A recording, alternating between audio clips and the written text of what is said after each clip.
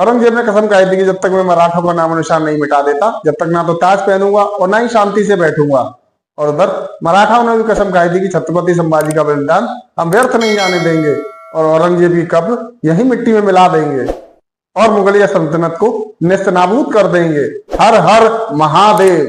दोस्तों वीडियो को शुरू करें इससे पहले अगर आप सच्चे सनातनी हैं तो हमारे चैनल राष्ट्र महिमा को सब्सक्राइब अवश्य कर लें। अब वीडियो शुरू करते हैं। तो दोस्तों एक तरफ तो औरंगजेब था जिस पर लाखों की सेना थी और दूसरी तरफ एक मात्र 20 साल का लड़का और उसके पास मात्र 20,000 सैनिकों की एक सेना जो कहीं से भी मुगल सैनिकों के सामने टिकने का मादा नहीं रखती थी। तो दोस्तों जब छत्रपति संभाजी महाराज ने स्वराज की खातिर अपनी जान न्यौछावर करी, उस समय पूरा मराठा साम्राज्य शोक में डूब गया था।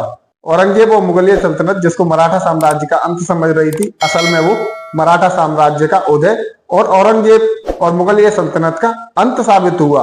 और यहीं से मुगल शासन और औरंगजेब के पैर उखड़ने लगे और यहाँ से उनके अंत की शुरुआत हो गई। क्योंकि जहां एक तरफ औरंगजेब और मुकरम खान जश्न में डूबे हुए थे, वहीं दूसरी तरफ मराठाओं ने अपनी पूरी तैयारी कर रखी थी। मराठाओं ने औरंगजेब के धोखे और उसके अंत के लिए पूरी योजना बनाना प्रारंभ कर दिया था। लेकिन यही क्रोध बहुत जल्दी प्रतिशोध में बदलने वाला था, क्योंकि मराठाओं ने कसम खाई थी कि संभाजी महाराज का बलिदान व्यर्थ नहीं जाने देंगे। छत्रपति शिवाजी महाराज और महारानी सईबाई के धर्मपुत्र संभाजी महाराज जो आगे चल के मुगल सेना के काल बनकर खड़े हो गए थे, उन्होंने अपनी शौर्य और पराक्रम की बदौलत पूरे मुगल सल्तनत को उखाड़ के फेंकने की कसम खाई हुई थी। संभाजी महाराज के लगातार और भयानक हमलों से औरंगजेब की कमर टूट गई थी। इसीलिए थका हारा औरंगजेब इस बात को भलीभांति जानता था कि संभाजी महाराज को सामने से हराना मुश्किल ही नहीं नामुमकिन भी है। और वहीं दूसरी तरफ अपने ही लोगों की गद्दारी का ग्रहण संभाजी महाराज को भी लगा, क्योंकि हमारे देश में बहुत समय पहले से अपने यहाँ जयचंदों को पाला ही है और हमारे यहाँ अक्सर जयचंद देखने को मिल ही जाते हैं, जो कि हम आज के समय भी देख ही रहे हैं। और इसी की बदौलत मुकरम खान की सेना ने धोखे से संभाजी महाराज को बंदी बना लिया। संभाजी महाराज के साथ हुए इस धोखे में धनोजी शिर्के और कान्होजी शिर्के का हाथ था, ये तो हम आपको पहली वीडियो में बता ही चुके हैं। तो वहां जब संभाजी महाराज को धोखे से कैद कर लिया जाता है तो उसके बाद उनको लेकर औरंगजेब के सामने पेश किया जाता है और साथ ही उनको बहुत सारी बेड़ियों से और जंजीरों से बांध के लेके जाया जाता है। और औरंगजेब के सामने ले जाने के बाद संभाजी महाराज से जब औरंगजेब ने कहा कि हम तुम्हारी जान बख्श देंगे, तुम या तो अपना धर्म परिवर्तन कर लो और हमारे साथ मिल जाओ तो हम तुम्हारी जान बख्श देंगे। तो इसके जवाब में संभाजी महाराज ने कहा कि तुम हमारे साथ आ जाओ, तुम हमारी गुलामी स्वीकार कर लो और तुम्हें अपना धर्म भी परिवर्तित नहीं करना पड़ेगा। इस जवाब को सुनकर औरंगजेब भौचक्का रह गया कि आखिर इतनी सारी यातनाओं और इतने सारे कष्टों के बाद भी ये बंदा कैसे बोल सकता है इस तरह से। और भरे दरबार में औरंगजेब की इज्जत की धज्जियां उड़ा के रख दी और अपने ही दरबार में अपने लोगों के सामने हुई बेइज्जती को औरंगजेब बर्दाश्त नहीं कर सका और गुस्से से आग बबूला हो गया। और इसके बाद उसने आदेश दिया कि संभाजी महाराज की धीरे धीरे खाल नोच ली जाए और उनको ज्यादा से ज्यादा दर्द हो, इसलिए उनके जख्मों पर नमक लगाया गया। साथ ही उनके नाखून खिंचवा दिए गए, उनके शरीर में से उनके मांस के टुकड़ों को नोच लिया गया और एक एक करके उनकी उंगलियां काटी गई, उनके हाथ काटे गए और गर्म सलिया उनकी आंखों में घुसाई गई। और हर रोज उनके शरीर से एक एक अंग को काटा जाता था और 40 दिन तक उन्हें दर्दनाक यातनाएं दी गई और अंत में 11 मार्च 1689 को उनकी दर्दनाक हत्या कर दी गई। तो दोस्तों यहाँ हम उन लोगों को ये जरूर बोलना चाहेंगे कि वे औरंगजेब के बारे में जरूर जाने जो उसके बारे में कसीदे पढ़ते हैं और उसको अपना बाप तक मानते हैं और उसकी तारीफ करते हुए नहीं थकते हैं। और उनको इस बारे में जरूर जान लेना चाहिए कि तुम्हारे बाप दादा कितने क्रूर और नृशंस और कितने दरिंदे थे और किस प्रकार उन्होंने उस समय पर भी लोगों को कन्वर्ट करने के लिए भरसक प्रयास किए। और आज जो ज्यादातर लोग उस वैसी दरिंदे को अपना माई बाप समझते हैं, वो लोग कन्वर्टेड ही हैं। इतनी दर्दनाक मौत देने के बाद भी औरंगजेब यहीं पर नहीं रुका, उसने अपनी सेना भेजकर रायगढ़ के किले पर आक्रमण कर दिया और उसने संभाजी महाराज की पत्नी और उनके छोटे बालक को कैद कर लिया। लेकिन रायगढ़ किले पर हुए इस हमले में से उस समय के छत्रपति रामजी महाराज बच निकले। और दोस्तों छत्रपति संभाजी महाराज की मृत्यु के बाद उस समय पूरे मराठा साम्राज्य पर एक अंधकार सा छा गया था, क्योंकि एक तरफ तो औरंगजेब की विशाल सेना और दूसरी तरफ ये वीर मराठा थे जिनके पास मात्र 20,000 सैनिकों की सेना थी। आखिर इतनी विशाल सेना के सामने वे कैसे टिक पाएंगे और आखिर कौन बचाएगा मराठा साम्राज्य को। और ऐसे मुश्किल समय में मराठा साम्राज्य की कमान संभाल रहे थे 19 साल के छत्रपति रामजी महाराज, जो कि छत्रपति संभाजी महाराज के छोटे भाई थे।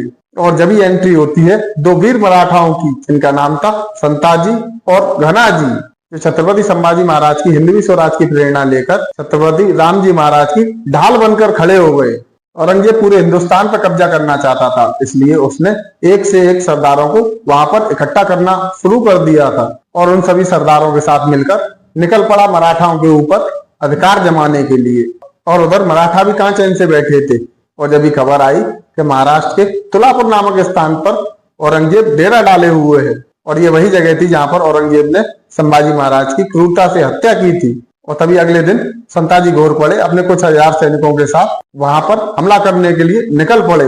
औरंगजेब की लाखों की सेना के सामने कुछ हजार मावले खूंखार शेरों की तरह खड़े हुए थे और मराठाओं के अचानक हमले से मुगल सेना में भगदड़ मच गई। मराठाओं ने मुगल छावनियों में घुसकर इस तरह कत्लेआम मचाया कि औरंगजेब को वहां से अपनी जान बचाकर भागना पड़ा। तो दोस्तों, जो औरंगजेब हमेशा से धोखे से दूसरों के ऊपर आक्रमण करता चला आ रहा था, वो एकदम इस प्रकार से हुए आक्रमण को झेल ही नहीं पाया। उसके लिए वो तैयार ही नहीं था और वहां से दुम दबाकर भागना ही उसने उचित समझा। और दोस्तों, इस प्रकार के युद्ध को ही गोरिल्ला युद्ध कहा जाता है। इसमें मराठा सैनिक बहुत ही पारंगत थे। तो दोस्तों, इस हमले में भले ही भागकर औरंगजेब ने अपनी जान बचा ली थी, लेकिन मुगलों की इस हमले के बाद बहुत बुरी तरह से नाक कट गई थी। और इस गोरिल्ला हमले को करने के बाद मराठा अपने सिंगल के लिए वापस लौट गए थे और उन्होंने 2 दिन बाद रायगढ़ पर आक्रमण करने की योजना बनाई। लेकिन रायगढ़ किले को सरदार जुल्फिकार ने पहले से ही घेराबंदी कर रखी थी और चारों तरफ से घेरा बनाकर तैयारी कर रखी थी। लेकिन संताजी घोरपड़े और उनके मराठा सैनिकों ने मुगल सेना के बनाए गए घेरे को तोड़ दिया और वहां पर भी कत्लेआम मचा दिया। रायगढ़ किले में जो कत्लेआम वहां पर मचाया वो दर्दनाक था और मुगलों का बेशकीमती खजाना, घोड़े और 5 हाथी अपने साथ लेकर आए थे। तो इस प्रकार दोस्तों, जब भी मराठाओं को मौका मिलता तो मुगल सेना को चीर कर रख देते और वहां पर कत्लेआम मचा देते थे। जिस मुकरम खान ने संभाजी महाराज को धोखे से कैद किया था, उस मुकरम खान को औरंगजेब ने 50,000 रुपए और कोंकण का राज दे दिया था। कोंकण किले की जिम्मेदारी उसी मुकरम खान को सौंप दी गई थी। और उधर दूसरी तरफ मराठे प्रण ले चुके थे कि चाहे कुछ भी हो जाए, उस मुकरम खान को जिंदा नहीं छोड़ना है। और दिसंबर 1689 में मराठाओं ने उस मुकरम खान की सेना को चारों तरफ से घेर कर कत्लेआम मचा दिया। और इसी युद्ध के दौरान मुकरम खान को संताजी घोरपड़े ने इतनी बुरी तरह से तोड़ा था कि खून से लथपथ मुकरम खान को मुगल सेना लेकर जंगलों की ओर भाग गई थी। लेकिन दोस्तों, मराठाओं ने मुकरम खान को इतनी बुरी तरह से तोड़ा था कि उसकी तड़प तड़प कर वही मृत्यु हो जाती है। तो दोस्तों, यहाँ पर मुकरम खान को मारकर मराठाओं ने छत्रपति संभाजी महाराज की मृत्यु का बदला ले लिया था। और इस प्रकार संताजी घोरपड़े की वीरता और साहस से प्रसन्न होकर छत्रपति रामजी महाराज ने दिसंबर 1691 में संताजी घोरपड़े को अपनी सेना का सर सेनापति चुना था। और सर सेनापति बनते ही संताजी ने 20,000 सैनिकों को अपने साथ लेकर मुगल सेना पे फिर से आक्रमण कर दिया। और इसके बाद संताजी ने कर्नाटक, सतारा, कृष्णा नदी पार एक एक करके मुगल सैनिकों को खदेड़ना शुरू कर दिया और वहां पर अपना अधिकार जमा दिया और मराठा साम्राज्य का फिर से उदय करके रख दिया और चारों तरफ मुगल सैनिकों को भागने के लिए मजबूर कर दिया। और जहां जहां मुगल साम्राज्य था वहां वहां मराठा साम्राज्य का डंका बजने लगा। औरंगजेब का एक दरबान इतिहासकार संताजी के बारे में लिखता है कि जिस किसी भी मुगल सैनिक का संताजी से युद्ध में सामना होता तो उसके सिर्फ 2 ही परिणाम निकलते थे, या तो वह युद्ध में मारा जाता या फिर वह मराठा सैनिकों के कैद में होता था। एक भी मुगल सरदार संताजी घोरपड़े से युद्ध करने के लिए तैयार ही नहीं था। संताजी और घनाजी अपने युद्ध अभियान के दौरान जिस किसी भी मुगल क्षेत्र में जाते वहां के शहरों को ऐसा कर देते कि वहां पर मुगल क्षेत्र कभी रहा ही ना हो, वहां पर ऐसा कत्लेआम मचा देते थे। दोस्तों, काबुल कंधार से लेकर दक्षिण भारत तक पूरा हिंदुस्तान जिस औरंगजेब के नाम से खौफ खाता था और जिस औरंगजेब का डंका पूरे भारत में बसता था, वही औरंगजेब मराठों के डर से सह्याद्री के पर्वतों में इधर उधर भागता हुआ डोल रहा था। और आप सोचिए कि इतने बड़े मुगल बादशाह की लगाम मराठों के हाथ में थी और लगातार 27 साल मराठाओं ने औरंगजेब को इतना दौड़ाया कि उसका जीना दुश्वार हो गया था। और अंत में मराठाओं के हाथों लगातार हो रहे मुगलों की हार को देखकर औरंगजेब वहीं तड़प तड़प के मर गया। और दोस्तों, मराठाओं ने कभी भी उसे दिल्ली वापस नहीं आने दिया, वहीं सह्याद्री के पर्वतों में ही उसको मरना पड़ा और वहीं महाराष्ट्र की मिट्टी में ही उसको दफन किया गया और उसका हिंदुस्तान को जीतने का सपना ही रह गया। आप कभी औरंगजेब का मृत्यु पत्र जरूर पढ़ना, उसमें केवल एक ही हिंदू राजा का नाम लिखा गया है, वो है छत्रपति शिवाजी महाराज का मराठा साम्राज्य। इतने बड़े मुगल साम्राज्य का वजूद मिटाने वाले सर सेनापति संताजी घोरपड़े का आगे क्या हुआ, अगर आप जानना चाहते हैं तो कमेंट में अपनी राय अवश्य लिखिएगा। तो दोस्तों आज की वीडियो में बस इतना ही। अगर वीडियो पसंद आई हो तो वीडियो को लाइक कर दीजिएगा और साथ ही अपने दोस्तों के साथ शेयर भी कर दीजिए।